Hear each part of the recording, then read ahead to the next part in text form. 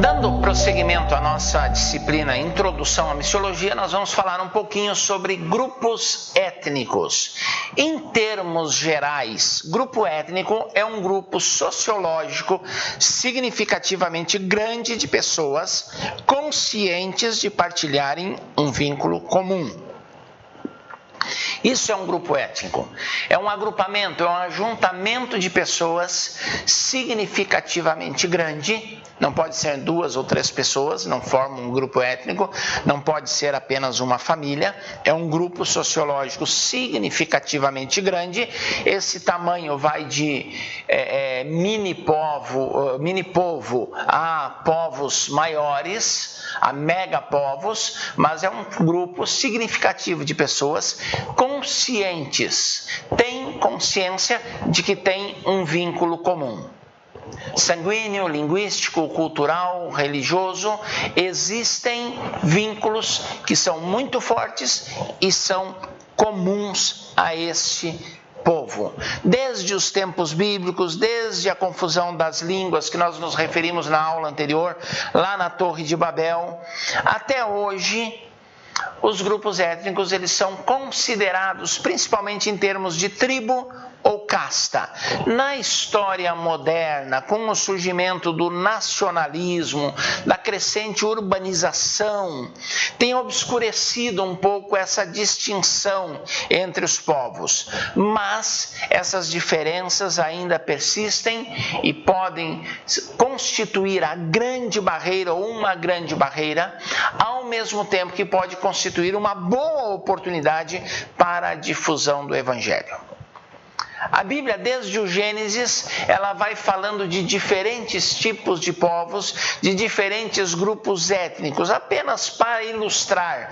No Antigo Testamento, nós temos um total de 72 povos, aquilo que é chamado pelos hebraístas de Tábua dos Povos ou Tábua das Nações. No Antigo Testamento, nós temos 72 grupos étnicos citados no Antigo Testamento. Entre eles, apenas para ilustrar os mais conhecidos, nós temos os edomitas, descendentes de Esaú, nós temos os cananeus, descendentes de Cão, nós temos os amorreus, nós temos heteus, jebuseus, que eram os primitivos habitantes de Jerusalém. Até o nome de Jerusalém era Jebus, depois que foi mudado para Jerusalém. Temos os arameus, Labão, sogro de Jacó, era arameu. Nós temos os moabitas, filhos de Moabe. Nós temos os filisteus, povo inimigo do povo de Israel ali, que oprimiu na época dos juízes principalmente, e depois até o reinado de Davi e Salomão eram os mais ferrenhos adversários de Israel. Nós temos os heveus, temos os refaitas, amalequitas, um outro povo terrível religiosamente falando. Nós temos os queretitas, enfim, a Tábua das Nações do Antigo Testamento nos traz 72 povos diferentes. No Novo Testamento, nós temos um grupo menor, mas nós temos bem conhecidos, principalmente nos Evangelhos, em Atos e nas cartas paulinas. Nós temos partos, nós temos elamitas, panfilianos da Panfilha, líbios, cretenses, da ilha de Creta, naturais da ilha de Creta, etíopes, que já aparecem no Antigo Testamento, mas no Novo Testamento se repetem, galileus. Quem eram os galileus? Eram os moradores da Galileia. Qual é a origem desse povo? Quando a Síria dominou as tribos do norte, o reino de Israel, o reino do norte, com a capital em Samaria, eles agiam diferente da Babilônia. A Babilônia e depois o Império Romano colocava um destacamento militar para dominar o povo e deixava o povo ali. Os assírios, eles pegaram as tribos do norte e espalharam por todo o Império Assírio. Não deixavam muitos homens juntos para evitar a aglutinação de ideias revolucionárias, de revolução, de rebeldia, de reconquista, de volta. Então, separavam, espalhavam o povo e pegavam pessoas de todas as partes do império, de todos os povos dominados, e levavam para o novo território conquistado. Este misto de povos, de etnias, de grupos étnicos distintos, foi levado para para a Galileia, para a região da Samaria no Novo Testamento, para o Reino do Norte no Antigo Testamento. Então aqui é a origem dos galileus. Por isso o judeu, o Reino do Sul, Judá, puro, falando o hebraico, depois o aramaico, mantendo a cultura, a tradição e a religião judaica, tinha tanto problema com os galileus. Era um povo misto, um povo misturado. Nós temos os asiáticos, embora a Ásia seja tão grande, o Novo Testamento, principalmente Atos, fala muito da Ásia Menor, os asiáticos, os frígios, os romanos, os povos árabes. Então nós temos aqui alguns grupos étnicos retratados nas páginas da Bíblia. Tem mais, mas apenas para ilustrar que a Bíblia também trabalha com essa questão da etnia, dos grupos étnicos diferentes. Prosseguindo, nós vamos falar um pouquinho sobre os segmentos humanos. O que é segmentação? O que a gente entende por segmentação humana?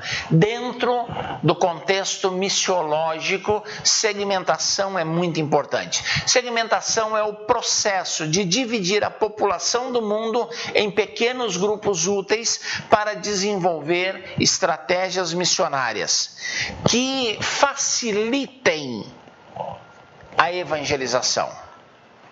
Alguns segmentos úteis.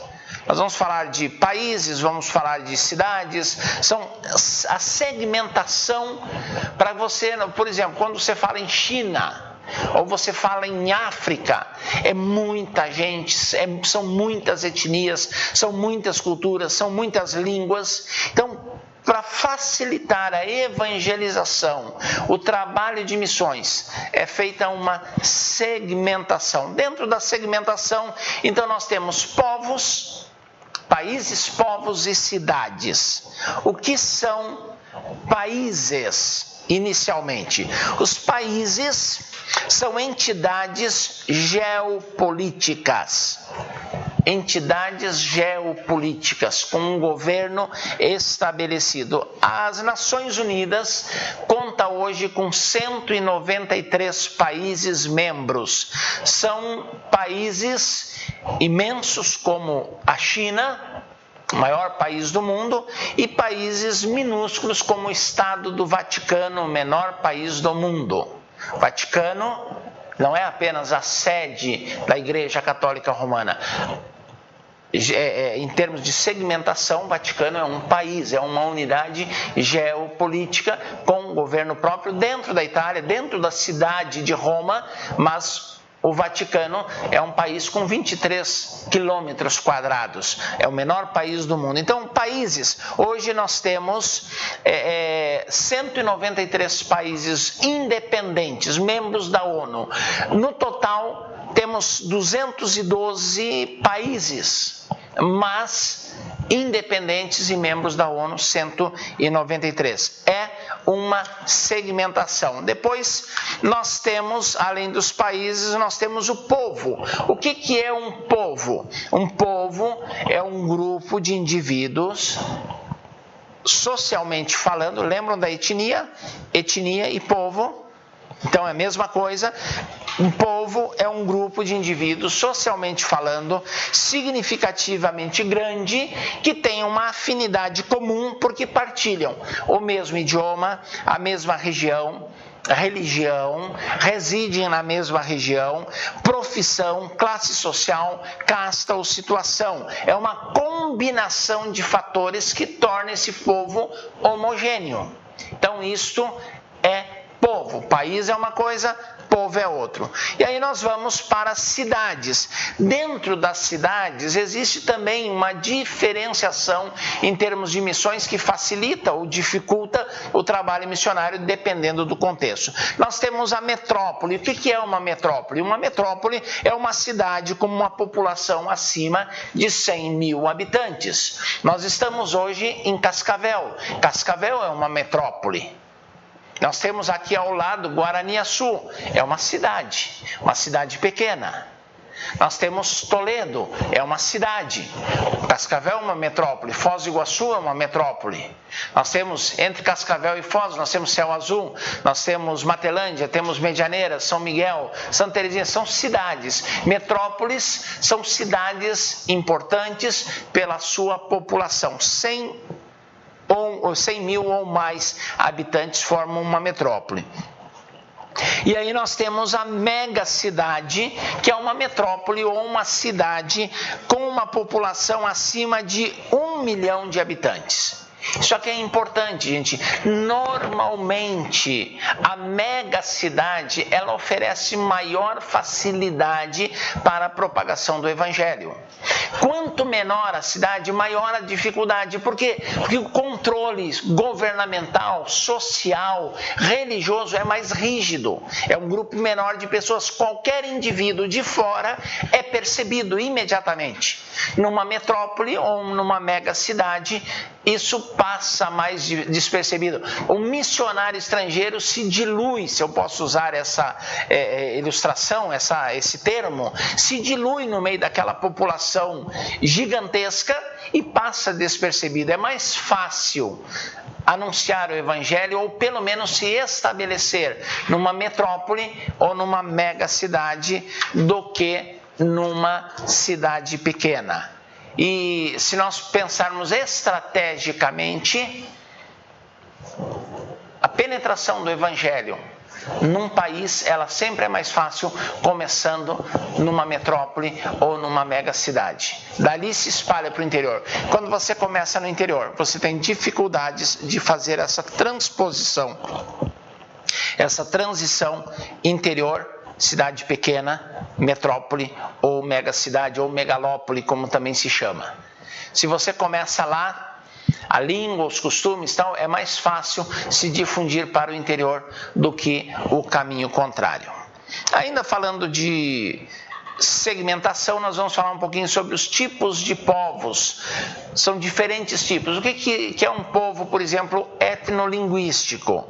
Um povo etnolinguístico é um grupo étnico ou racial distinto de outros povos que fala o mesmo idioma ou a mesma língua materna.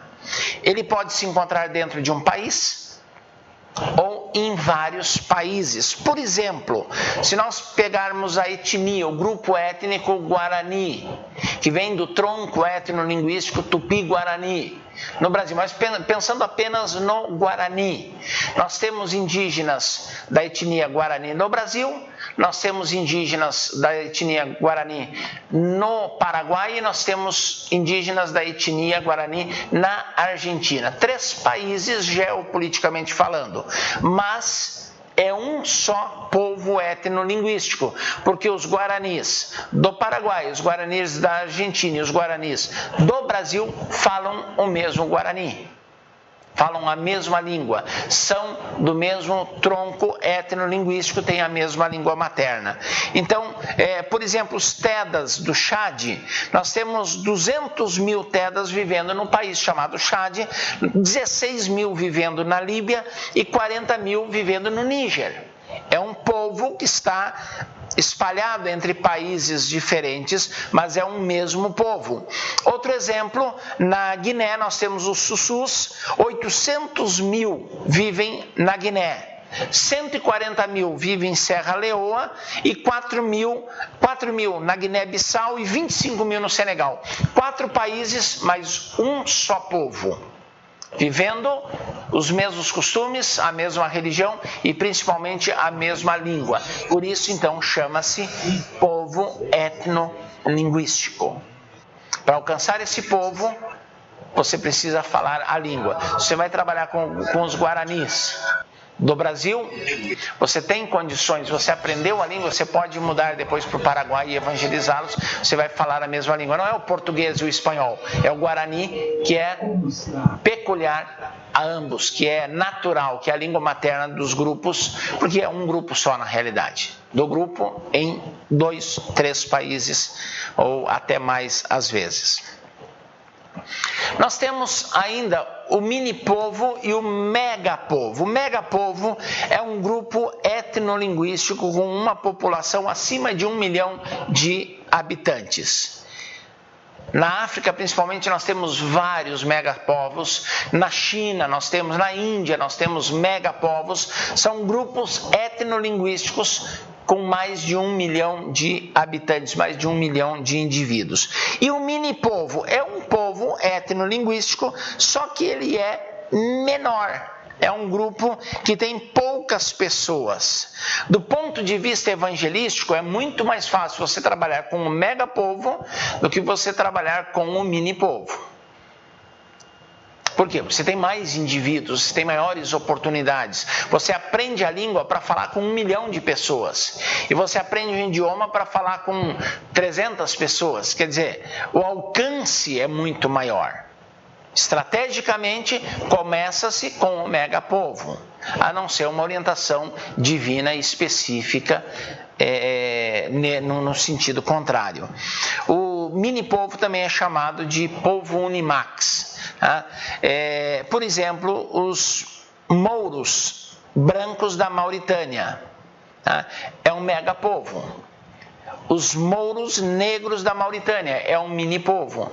Os mouros brancos é a mesma origem, o mesmo tronco, só que por alguma razão, em algum momento ao longo da história dos séculos, se dividiu. Então tem os mouros brancos e os mouros negros, ambos na Mauritânia. Os negros foram sendo dizimados, foram desaparecendo com o tempo e os brancos foram crescendo. São mouros, o mesmo tronco, mas tomaram caminhos diferentes, um tornou-se megapovo, outro tornou-se mini-povo.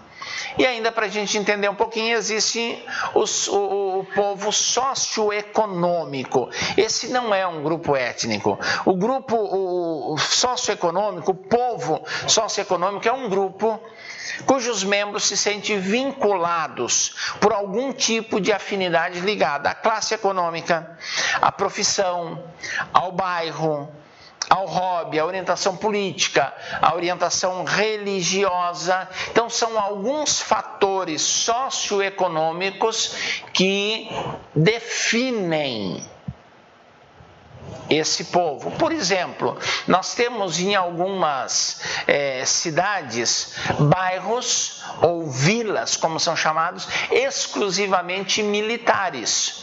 Todas as pessoas que moram naquela vila ou naquele determinado bairro são militares. Do ponto de vista missiológico, é um povo socioeconômico. Todos eles vestem farda, todos eles são militares de carreira e moram no mesmo bairro. Alguns, inclusive, são condomínios fechados, são vilas fechadas. Quando você tem isso, você tem uma dificuldade de acesso, o acesso é melhor, é mais fácil, ele é facilitado por alguém do próprio grupo. Então, ao invés de trabalhar com um grupo todo, trabalha-se com um indivíduo que alcança o grupo. Existem alguns bairros nas grandes cidades onde a classe socioeconômica é muito alta. Jardins, em São Paulo, bairro Cambuí, em Campinas, Taquaral, em Campinas. São lugares, são bairros onde o poder econômico, socioeconômico é muito alto. Então, torna peculiar o povo que reside naquela região e exige uma estratégia específica para alcançar. Nos anos 70 e 80, o Seminário Batista Independente em Campinas, que está localizado no Parque Taquaral, que é um bairro nobre da cidade, é rodeado por mansões, e se você chegasse para evangelizar aquela evangelização tradicional nos anos 80, 90, que era distribuição de folhetos, bater de porta em porta e Alá Testemunha de Jeová, não para vender uma revista, mas para distribuir folhetos e falar de Jesus, não funcionava. Por quê? Porque primeiro você não era atendido. Segundo lugar, se fosse atendido, era por um empregado, jardineiro, doméstica, por mordomo, alguém, segurança, e você não tinha acesso aos donos da casa. Então, várias moças seminaristas se candidataram ao emprego de domésticas, de babás, nessas mansões ao redor do seminário, e lá dentro da casa, como funcionários, estudavam à noite, trabalhavam durante o dia, anunciaram o evangelho e pessoas foram ganhas para Jesus. Os rapazes que estudavam no seminário foram se empregar como jardineiros e ganharam pessoas para Jesus. Pessoas que de outra forma não seriam alcançadas. É um povo socioeconômico e é muito importante esse tipo de estratégia específica. A gente olha para uma cidade, não, é tudo igual. Não é. Existem diferenças socioeconômicas gritantes e isso exige uma estratégia específica. A evangelização do bairro nobre da favela é totalmente diferente. A evangelização que você efetua na favela e no bairro classe média é totalmente diferente. Então exige estratégia. A igreja que não entender isso, ela vai ter dificuldades, ela vai ter problemas. Se você planta uma igreja na periferia, você não vai ter a classe alta participando da membresia dessa igreja. Se você planta uma igreja num bairro nobre, você não vai ter a classe média baixa como membros dessa congregação. Então as estratégias são diferentes, são totalmente diferentes, exige um estudo do local, da geografia e do grupo socioeconômico. Vamos em frente. Precisamos dar povos não alcançados. Aqui a coisa começa a ficar muito interessante. Um povo não alcançado é um grupo humano, é um povo dentro do qual não existe uma comunidade de cristãos que dispõe de pessoas ou recursos para evangelizar o restante do próprio povo. Povo não alcançado não é aquele que não tem nenhum crente. Por exemplo, há um missionário conhecido meu, amigo meu, que está numa cidade na Espanha e essa cidade tem menos de 1% de evangélicos. Essa cidade é uma cidade não alcançada. Já tem evangélicos? Tem, mas é menos de 1%. Essa igreja existente nessa cidade não tem condições sozinha de alcançar o resto da cidade. Torna-se uma cidade não alcançada. O povo não alcançado é isso. É um grupo humano de pessoas, é um povo, é uma etnia, dentro do qual não existe uma comunidade de cristãos, uma igreja evangélica capaz que disponha de pessoas e recursos para evangelizar o próprio povo. Precisa de um investimento missionário, financeiro e pessoas de fora para que o povo se torne alcançado. Então isso é um povo não alcançado. Dentro dos povos não alcançados, nós temos o povo fronteiriço.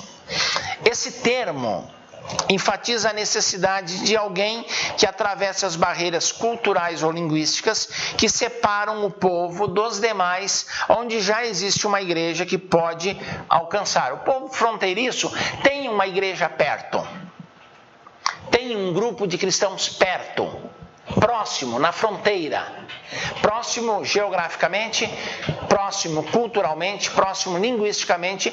Ele ainda não é alcançado, mas ele está próximo. Exige menos esforço para alcançar. O deslocamento é menor. O esforço de aprendizado de língua e de cultura é menor. Então existe uma proximidade muito grande. É povo fronteiriço. Depois nós temos o povo oculto. Essa denominação povo oculto salienta um grupo que, falando em termos práticos, está fora da vista da igreja. Mesmo que se encontre ao alcance geográfico, ele continua não alcançado. É um grupo de pessoas que ninguém ainda se interessou em evangelizar. Pode estar próximo, pode ser um grupo dentro de uma cidade, um grupo étnico-cultural. Por exemplo, em São Francisco, nos Estados Unidos, tem um bairro chamado Chinatown. Todos os moradores desse bairro são de origem chinesa, a maioria falam, 90% falam mandarim. Então, acontece que é um povo dentro de uma cidade, geograficamente muito perto, mas continua sendo não alcançado. A igreja não está lá. Então é um povo oculto. E nós temos o povo não penetrado. Essa expressão demonstra ou denota a ideia da necessidade de um esforço missionário inicial. Começar, ninguém foi lá. ninguém alcançou. Sabem que está ali, têm a consciência de que o povo está, mas não foi feito nenhum movimento, nenhuma ação, nenhum esforço para alcançar esse povo. Então, é um povo não alcançado. Povo fronteiriço, povo oculto e povo não penetrado são sinônimos de povos não alcançados. E aí nós entramos em algo extremamente importante para a nossa matéria, que chama-se movimento missionário. O que é o movimento missionário? É quando uma igreja implantada num campo missionário se transforma numa força que envia missionários transculturais. Para a gente entender isso, europeus foram para a América do Norte, inclusive um dos primeiros líderes norte-americanos, um dos primeiros colonizadores, um dos estados dos Estados Unidos da América, tem o seu nome, William Penn, daí vem Pensilvânia. Ele era evangélico. E esse grupo de evangélicos, fugindo da perseguição do movimento contra a reforma na Europa, muda-se para a Nova Inglaterra, para os Estados Unidos, e ali eles têm liberdade religiosa. Não é apenas a questão de colonização, de ganhar a vida, é a liberdade religiosa. E eles começam, depois de anos, a enviar missionários. E durante 2 séculos aproximadamente, os Estados Unidos foi o país que mais enviou missionários, inclusive para o Brasil. Chegou um momento que o Brasil deixou de ser um campo missionário para tornar-se um campo de envio de missionários. Então nós temos no Brasil um movimento missionário. Missionários brasileiros saem para anunciar o Evangelho, para proclamar as verdades do reino. Então existe esse movimento. Todo povo que começa a receber o Evangelho deve ter o objetivo de, lá na frente, promover também um movimento missionário.